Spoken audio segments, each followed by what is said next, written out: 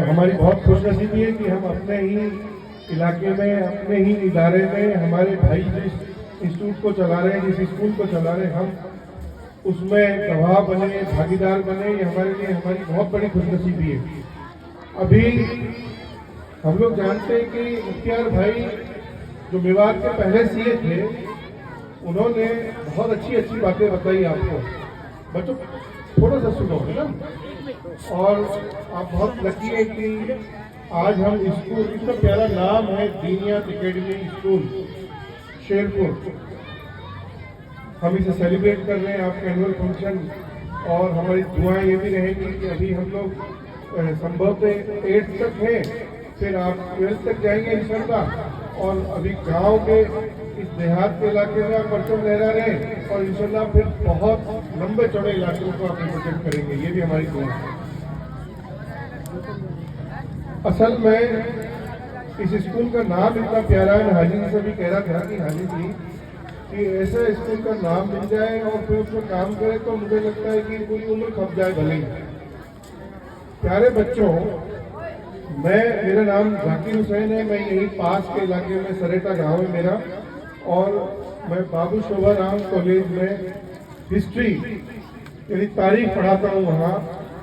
और आपके ज़माना मुझे याद आ रहा है, असल में हमें तो हमारा स्कूल का ज़माना याद भी नहीं है कि हमने कोई, क्योंकि हमारे टाइम में स्कूल, मेरे गांव में पहली बार स्कूल खुला था और बिल्डिंग थी नहीं।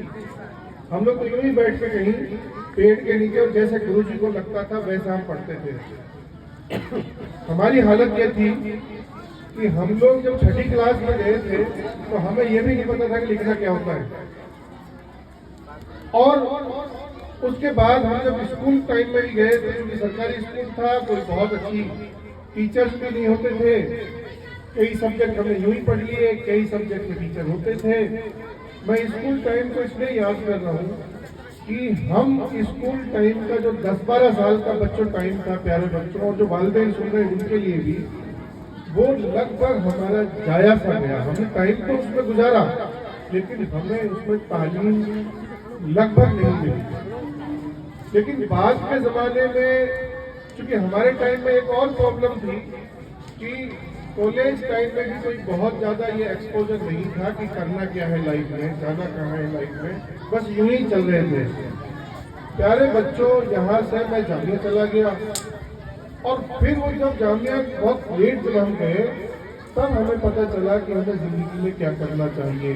अभी मुख्तियार भाई ये बता के जो गए थे कि जिसको हम सबसे शॉर्टकट बोल सकते हैं, जिसको हम सबसे, अगर मैं उससे कहूँ कि हमारे लिए सबसे कोई बेस्ट वे आगे बढ़ने का हो सकता है तो वो तालीम है। और भाई जितने साथी हैं यहाँ बैठे हुए हैं, वालिदैन भी, बच्चों, दुनिया में यदि सबसे ज्यादा इन्वेस्टमेंट पर प्रॉफिट नहीं मिलता है तो वो तालीम है। और इस दुनिया में जीने की जितनी सबसे बड़ी सलाहियतें हैं वो तालीम से आती हैं। और क्योंकि आपका तो नाम ही इतना प्यारा इंस्टीट्यूट का, अकबर भाई खड़े हैं यहाँ, देखो बहुत अच्छी बोल। मैं अकबर भाई के बारे में एक चीज बताता हूँ आपको। अकबर भाई के 3 बच्चों को मैं ऐसे जानता हूँ, जिनमें 2 बच्चे कम से कम, और एक बच्चा जो देश के टॉप इंस्टीट्यूट में बच्चों पढ़े हैं। अकबर भाई ने जामिया मिलिया में बच्चों को पढ़ाया, और फिर देश का टॉप जो इंस्टीट्यूट है, Tata institute of social science Mumbai में, वहां तक भी अकबर भाई ने कुर्बानी दी, अपने बच्चों को पढ़ाया है।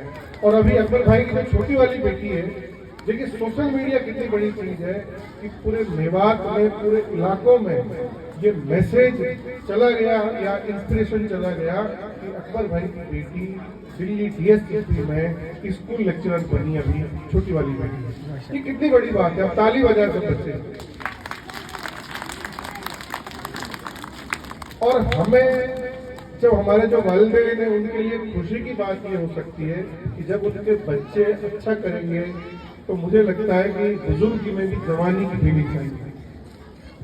और पेरेंट्स से भी है और जो टीचर्स है यहाँ, उनसे भी हमारा थोड़ी सी ये रिक्वेस्ट है कि चूंकि इनका जमाना स्कूल का जमाना है, तो तरबियत वाला जो निज़ाम है वो भी साथ साथ चले, तालीम का निज़ाम बहुत स्ट्रॉन्ग हो, और लैंग्वेज जो हम बच्चों को पढ़ा रहे हैं वो लैंग्वेज में इतनी कमांड हो कि भले वो उर्दू लैंग्वेज हो, भले वो हिंदी लैंग्वेज हो, भले ही वो अंग्रेजी लैंग्वेज हो, इस जमाने में ये बच्चे पारंगत हो जाए, एक्सपर्ट हो जाए, एक्सप्रेशन आ जाए, एक्सेंट मजबूत हो जाए, क्योंकि ये और एक और बच्चों में असल में जो तालीम का मकसद है वो है लीडरशिप क्वालिटीज डेवलप होना। अभी देखा कि कैसे मुखियार भाई बोल रहे थे, आप सब बच्चे अभी से ही प्रैक्टिस कराएं या कराएं इनको कि यहाँ खड़े होकर के स्पीच में बोलने लगे।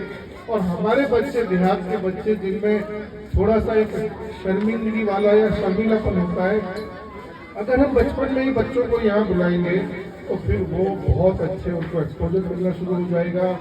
तो बच्चों में तरबियत का निज़ाम, बच्चों में लैंग्वेज का निज़ाम और बच्चों में जो तालीम का निज़ाम है, उन तीनों का कॉम्बिनेशन ही सबसे अच्छी तालीम है।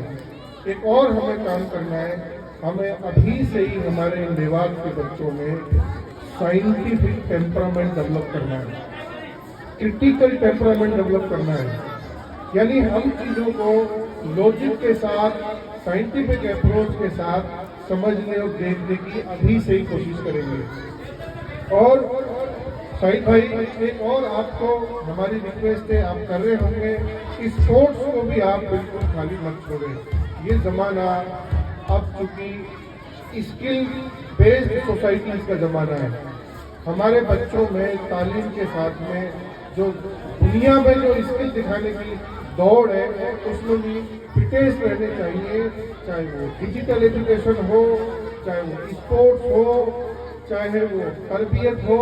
यानी जितना वक्त वो हमारे साथ बच्चे गुजारे, परफेक्ट बच्चे बनेंगे। और हम जब इन बच्चों के लिए ये भी सोचें, मैं एज टीचर बताऊँ आपको कि हमारे बच्चों का कंपटीशन किससे, तो आपके दिमाग में जो सबसे टॉप स्कूल दिमाग में आते हो उनसे कंपटीशन रखें आप, क्योंकि अब ग्लोबलाइजेशन का ज़माना है, अब डिजिटलाइजेशन का ज़माना है। हम किसी भी अच्छे इदारे से अपना कंपटीशन रख सकते हैं। एक मेरा सुझाव पेरेंट्स को भी है और टीचर्स को भी है, मेवात का जो देहात का इलाका है, जो यहाँ एग्रीकल्चर बेल्ट है, ये इसमें हमें बच्चों को होमवर्क देना चाहिए। और होमवर्क इतना देना चाहिए कि जिससे ये बच्चे घर भी बिजी रहें। और ये चूंकि मैं दोबारा भी इसको रिपीट कर रहा हूँ कि मेरे प्यारे बच्चों, प्यारे वालिदैन, प्यारे टीचर्स और जो लोग यहाँ साथी लोग सुन रहे हैं, ये ज़माना 100% तालीम का ज़माना है। और तालीम अब इस दुनिया का सबसे बड़ा सॉल्यूशन है। और इस रेस में हमें, अगर हम पिछड़ गए तो फिर ये बहुत मुश्किल होगा इसको पिकअप करना या इसको कॉम्पीट करना। तो हमें बिल्कुल भी कोताही नहीं बरतनी है। और बहुत बधाई आपको, इतने रूरल बैकग्राउंड, इतने देहात के इलाके में शाहिद भाई आप ये काम कर रहे हैं। और शाहिद भाई, हम बिल्कुल यहाँ, मैं कॉलेज में था और हमारी टीम का बहुत शुक्रिया, कितनी फिक्रों के साथ, आज हमें बिल्कुल आने का टाइम भी नहीं था, लेकिन आपकी मोहब्बत ये रही, हम लोग फिर भी यहाँ टाइम निकाल के आए। हमारा आपसे जुड़ाव का लेवल ये रहेगा सर कि आपके हम कभी भी काम आ जाएं, हम हमेशा आपके साथ।